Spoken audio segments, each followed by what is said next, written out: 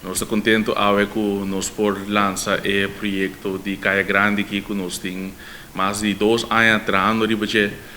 Tá projeto que para nós é importante para nossa comunidade, no centro de cidade.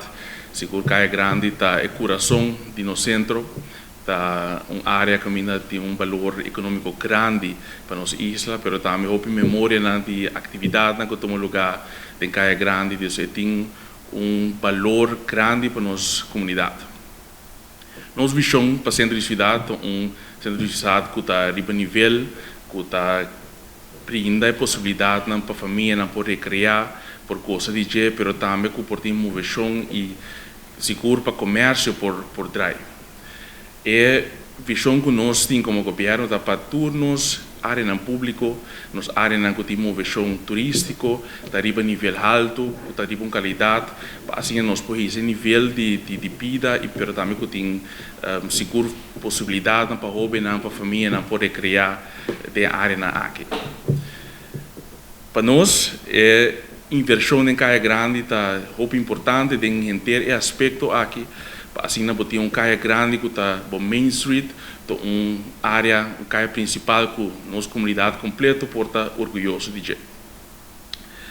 Nós também esse nível de caia de bem com tegelang de qualidade alta, que vai reemplaçar o asfalto que tem em caia.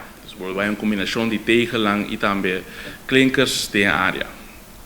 Também vai bem banque para por cinta, mais banque e também banque mata, que mata mais grande também para ter sombra, para ser mais duche, para a família ir por cana de caia, por recriar a área, mas também seguro para comércio por drive.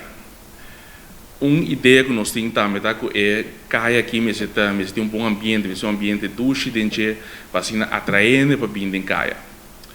Pensei nós também invertir também em luz, também tem luz também, mais luz na área, seguro para a noite, a área está mais atrativa e também lo bem speaker permanente.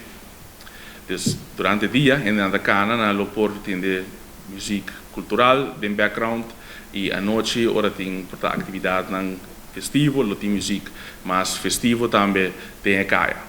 Assim, para criar um ambiente e estimular para o uso de caia. Também lo vai isso é nível de acera para não arribar mesmo nível que caia. Então, no momento que por exemplo tem uma atividade que você pode cera caia, você tem plente, eigenlijk que você cria plente completo grande, que você tem atividade dentro. Nossa ideia tá para estimular também para comércio vai ter mais atividade dentro caia, door organizar por exemplo koopavond Tuluna.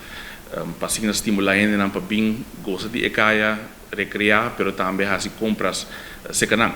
Para nós caia de inovação dentro.